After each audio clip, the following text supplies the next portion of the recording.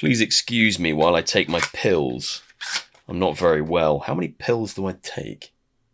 2 tablets every 4 hours as required. They are required right now, so I will take 2 with Pepsi. Should you wash pills down with fizzy drinks? I don't know. Maybe. There's water in Pepsi, so it's basically fine. Hello there, everyone. I'm back once again to talk about how VR feels a bit cooked. More specifically, it feels like premium VR gaming is particularly cooked right now. And when I say cooked, I mean there's just no real interest. There's no excitement. The general masses, the audiences out there, VR players, aren't really clamoring to buy this stuff. No one's out there queuing up for a premium $30 to $40 or pounds VR gaming experience right now. And it feels kind of bad, man. It feels pretty rough. I made a video about this a few months back where I spoke about the state of VR in 2025, and I talked about how this year felt pretty awful compared to previous years. It feels like the money's run out, the interest has waned or stagnated, and the whole industry feels like it's just reached this point where we don't want to invest more money into it because it isn't generating enough money to justify any more investment into it. Or at least the parts of this industry that I enjoy aren't generating enough funds to justify the investment put into it. There are dozens of social experiences, dozens of games aimed at kids, dozens of Horizon worlds that get more concurrent daily players than some of these big premium price tag VR games that we're seeing launching week in, week out. I say week in, week out like we're getting dozens of games. We're really not. We're getting like one big one per month if we're lucky. And even those, they aren't setting the world on fire. And I can't come to you today with hard facts and evidence and sales numbers because they're really hard to obtain in the VR industry, but I can make a close approximation to how well some of these big games are doing when they launch, because we have certain pieces of information and bits of stats that we can pull upon to kind of talk about it and kind of make a judgment call as to how well X game did at launch. But it really does feel like interest in VR is not at an all-time low, because that's crazy. We've had years that have been worse, but coming off the back of what felt like a real good trajectory for VR since COVID, since 2020, when we were all locked inside and VR felt like the perfect escape for all of us. Everyone piled into the medium. We found the joy of VR. People were absolutely loving it. From that point, we steadily went up for a couple of years. I'd say we probably plateaued at the back end of 2023, and then into 2024, it probably still stagnated. But coming into 2025, it feels like there has been a noticeable downtick in interest for VR, but more specifically, premium VR gaming products. Now, this video isn't about Reach specifically, but that is the footage you're going to be seeing behind me whilst I sit here and talk. And it's primarily because Reach has got me thinking about this specific issue or topic once again. Now, Reach has been developed by one of the biggest, most reliable, most well-known and well-beloved VR developers in the entire industry. nDreams. nDreams have a very solid track record for the most part in terms of the games they've developed, and they've even been so successful that they've been able to expand out into publishing games, and they even now have separate game dev divisions within nDreams to tackle different projects. And that's exactly where Reach has come from. Reach has come from nDreams Elevation, a new studio birthed to create high-end, boundary-pushing, immersive AAA VR experiences. And I'm going to say AAA with air quotes because I don't actually think VR has any AAA games right now. I don't think AAA games exist in the world of VR right now. Now, this isn't designed to be a Reach review video, but I will give you a brief overview of my thoughts and feelings towards that game now that I've completed it. I finished it last night. It took me 3 individual play sessions, and I clocked the game and rolled credits within 5 hours and 41 minutes, I think it was. I don't know the exact time. 5 hours 40. Let's call it 5 hours 40. Now, I know some people have said the game is 7 to 9 hours, but we all know I'm a little bit faster than most. I can't last as long as the other boys. I don't go for as long, but I do go hard. So I think that counts for something.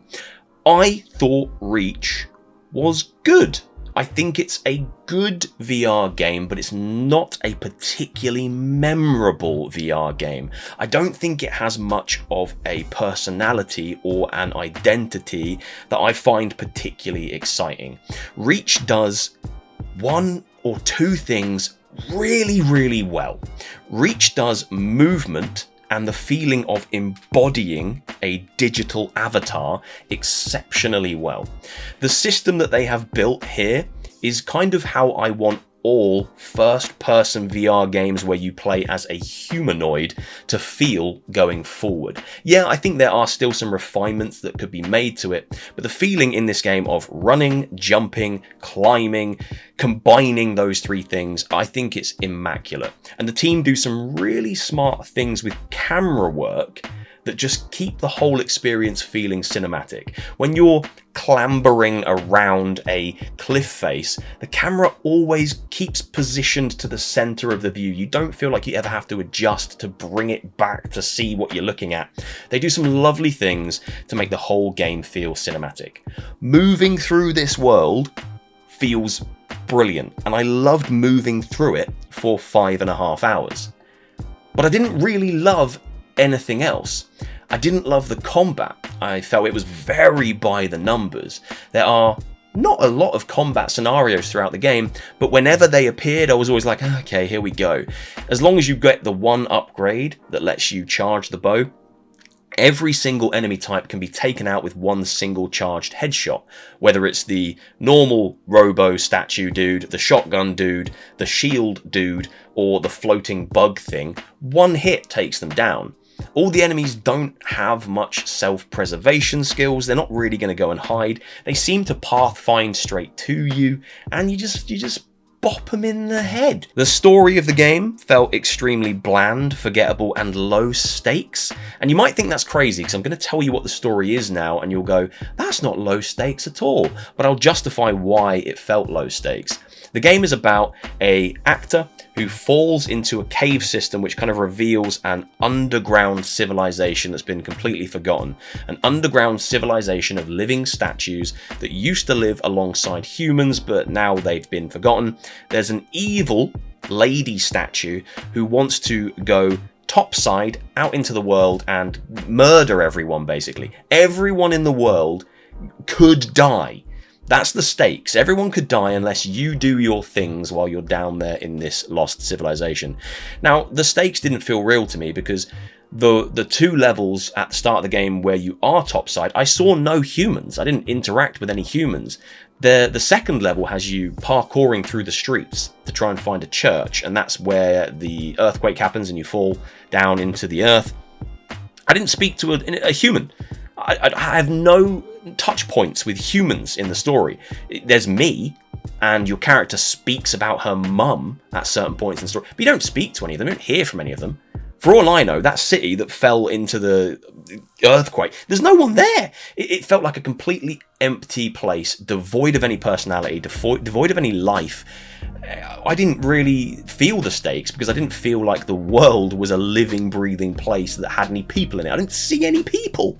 The only people you interact with in this game are a man robot and a lady robot, and they speak exposition at you the entire time. Here's the controversial statement. You might not agree, but I feel like Reach is a fantastic tech showcase for the movement mechanics, but that's about it. It fails at being an interesting, engaging, and memorable video game from start to finish. I think you jump into it, for the first couple of hours, you're going to be enamored with the movement mechanics, but by the time you roll credits, you'll realize all you really did was jump, climb, and scramble your way to an item, and then do the same to another item, and then another item, and then another item, before you have a boss fight at the end and roll credits. You don't do much in this game. It's a lot of parkour, it's a lot of jumping, a lot of climbing, and a lot of environmental puzzle solving. That's what Reach is. That's what Reach is. It's a perfectly okay game. It's probably a 6 out of 10 on a generous day. I wouldn't want to give it any less than that, because I do think the mechanics are very well executed, the voice acting is good, and it looks okay. Doesn't look amazing, but it looks okay. In places it looks fantastic, but it is held back by the fact it needs to exist on 3 separate platforms, one of them being a standalone platform. So that's Reach. And I'm not coming for End Dreams, I'm not coming for Elevation. I think what they've achieved is what they set out to achieve, but it feels like they had a great idea for fantastic immersive movement mechanics and full body integration with a digital avatar, but couldn't find an engaging or interesting story to wrap those mechanics in, and the result is Reach, which is a fantastic feeling game to play, but not one that I feel the need to ever play again. Whereas on the other side, if we flip it on its head, and it wouldn't be a VR video if we didn't talk about Half-Life Alyx, Half-Life Alyx, I think, has fairly basic, not good VR mechanics. The VR side of Half-Life Alyx, the actual way that it feels to play, it's not great. It's very dated. The game came out 5.5 years ago now. You've got floating hands, you know, a full body rig. There's no real physicality to it. You can't even melee enemies. There's so many restrictive elements, but I want to go back and play that game time and time and time again, because it takes me to interesting locations. It takes me on a captivating story. I meet characters that I care about, and to be fair, it's set within a world that already has world building that dates back years before I even knew what VR was. So it does have an advantage in that regard. But I think even without the IP of Half-Life, I would want to return to that time and time and time again, because it's such a rich game that takes you on such a crazy journey across vivid different landscapes. Reach has you basically in the same halls and the same rooms for 5 hours, and asks you to enjoy that without any variation. And for me, it falls flat in that regard. I like variation. I like to see different colours and different landscapes, and I want to go to different places in my games. I don't want to be stuck in a cave.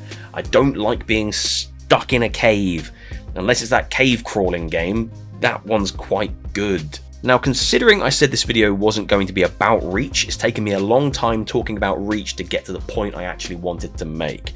But I'm basically there now. Reach was positioned as one of the big VR games of 2025. It's certainly been marketed that way. There's been some money spent on that marketing. It's appeared in various different game showcases. It's had in-person events here in London. It's been front and center on Meta pages and on PlayStation pages. It's had about a bigger push as any VR game has had in recent years. I kind of put it alongside something like Behemoth in terms of new IP from an established VR developer that people should be excited about because they have a storied history of making good games. If you're into VR, you know End Dreams, you know what they make. This looks good. Brilliant.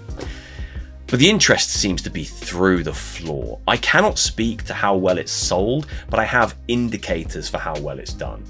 So over the first couple of days, it launched on PC with mostly negative reviews. There was around 46 reviews in the first 2 days. At the time of recording this, it's jumped up to 98 reviews, and 48% of those reviews are positive. On PSVR 2, 80 reviews. On Quest, 80 reviews. Of those reviews, it sits around 4.2 stars.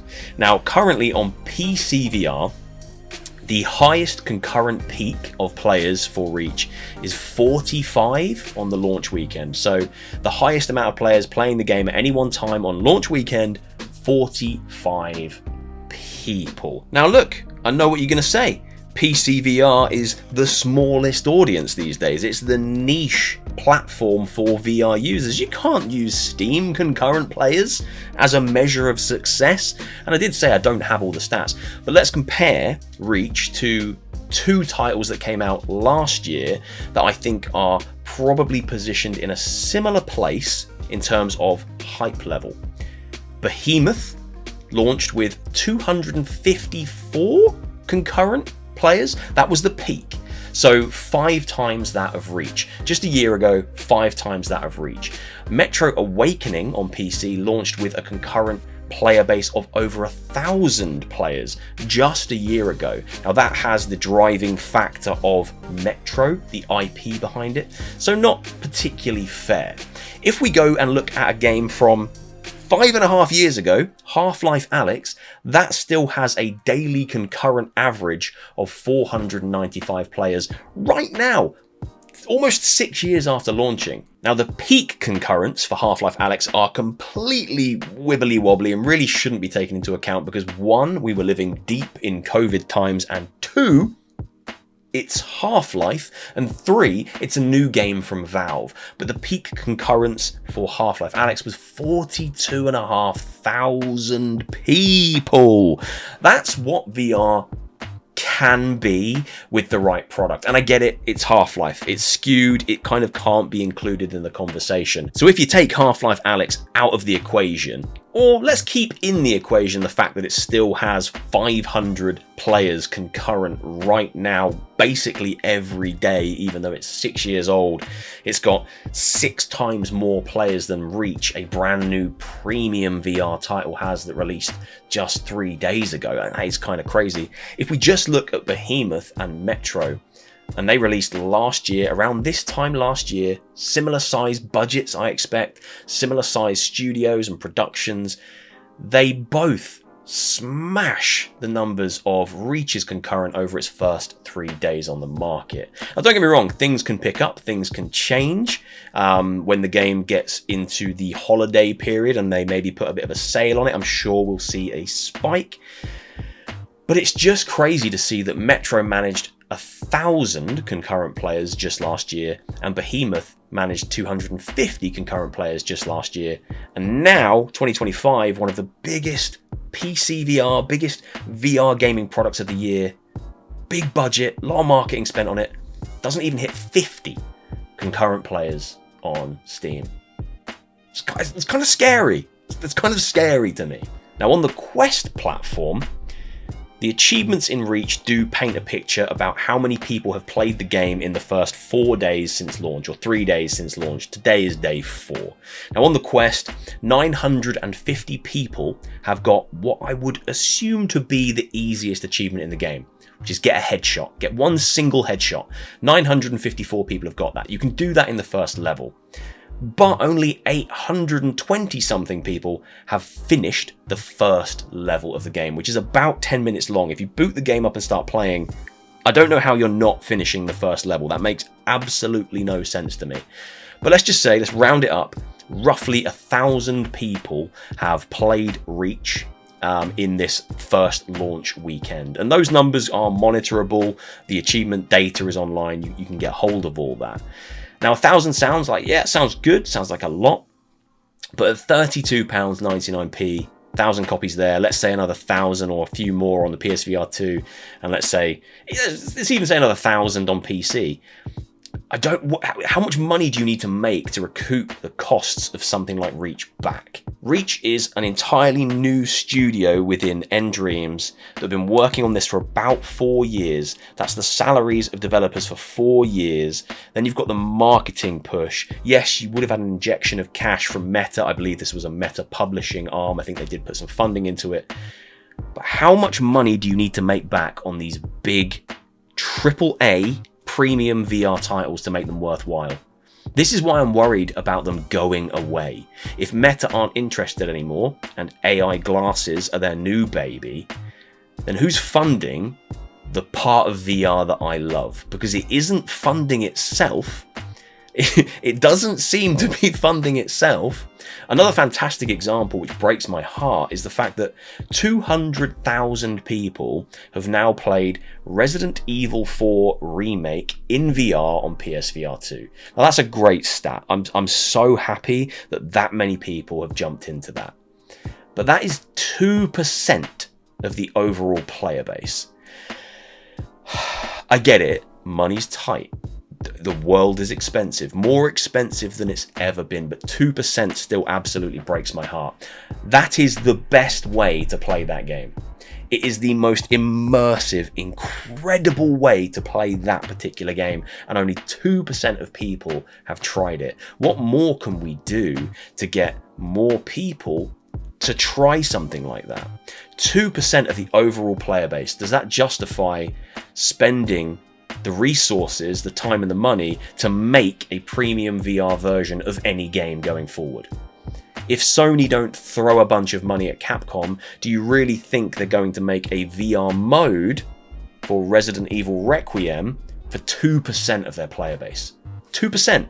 It could be 200,000, but it's still 2% of the player base. Are they going to make enough money off that? Is that enough of a reason to go and make that VR mode? I don't know that it is. How is this sustainable? How is premium AAA VR gaming sustainable in today's ecosystem when people aren't interested in picking these games up en masse? Now again, N-Dreams might be happy with the numbers they've sold. I won't know that unless they release a statement saying that they are happy with the numbers they've sold and it's selling really well and it's doing really well.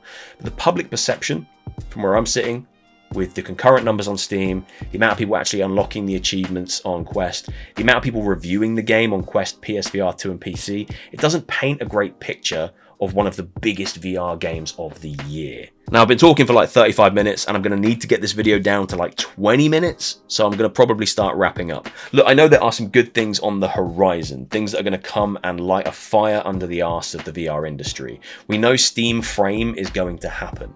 That in and of itself won't fix all our problems. It won't fix all my problems in terms of premium VR experiences, but it might do it in a weird roundabout way because it's Steam, it's Valve committing to VR for another period of time, and that tells the world that okay, VR is sticking around, at least in Valve's opinion. That headset will shift units, and that might release some funds, some cash injection back into the industry to make some products, to make some games that really push the tech forward. Steam Frame might also mean that Valve are making at least one new VR game, and that in itself will probably be enough to sustain me, to give me the nutrients that I need to survive in the VR world for at least another 5 years. I've been coasting off of Half-Life Alyx for 5 years, so I can get cleanly another 5 years out of another VR Half-Life game, or a VR Left 4 Dead game, or a VR Orange. Give me a VR Orange box, just do all of them. Give me a Portal, a Half-Life, a Left 4 Dead, and a Team Fortress, all in one package, all VR. That will keep me going for like 10 years, maybe 20 years. We still have a couple of big AAA VR games coming over the next 3, 4, 5 months. We've got Turtles, we've got Deadpool, we've got a Star Trek horror game, we've got Thief coming to VR for the first time. It'll be interesting to see how they perform. Thief I'll be looking at because Thief is an established IP.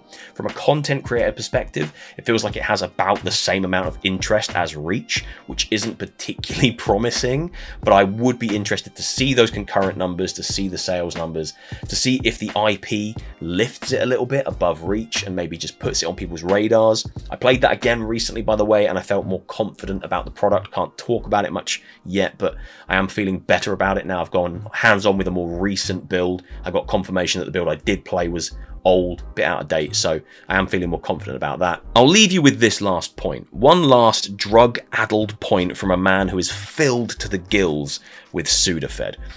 I don't think we have AAA VR products right now. For the first time ever, I can kind of see and feel the negative impact of standalone devices. I love standalone devices. I love the cash injection, the interest injection, the general lifting of VR to the very edge of mainstream that the Meta Quest line of products has given us. I will always love it for that, but for the first time I can kind of feel it pulling games that could have been great down away from greatness.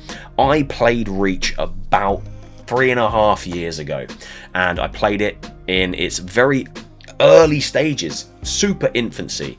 It was running on PC VR and it looked absolutely stunning. It was super high fidelity. It had a more gritty, realistic look to it. The caves were kind of a shiny, realistic cave, almost like a wet cave. They didn't look like how they look in the final product, which is kind of just a bit more cartoony, a bit more static, a bit more lifeless. They were going for this hyper realism, and that combined with the movement mechanics and the systems you could see, I walked away from Endream Studios so impressed. I couldn't talk about it for 3 and a bit years, you know, like it was an amazing experience. I was there, Gamertag VR was there, VR Oasis was there, a few of us were lucky enough to play it, and it filled me with this renewed confidence in VR. And I thought, oh wow, they're building a premium PC VR product here. They're building something akin to Stormlands, Wilson's Heart, Lone Echo 2, Red Matter. Those high quality, high tier, incredible, captivating VR experiences. Even something like Robinson The Journey, you know, it might have been simplistic mechanically, but it was incredible visually. It pulled you into that world. And I thought, here we go. That's what they're going for with Reach. I don't think it was called Reach at that stage. I can't remember what it was called, but that's what they were going for. And then the next time I saw it was at Gamescom, and I was like, oh, it's lost a lot of its identity. It's taken a step back. And I can't help but feel that somewhere in the scope of developing the game, they kind of realised, well, this has got to go on Quest. We've got to squeeze all this on there.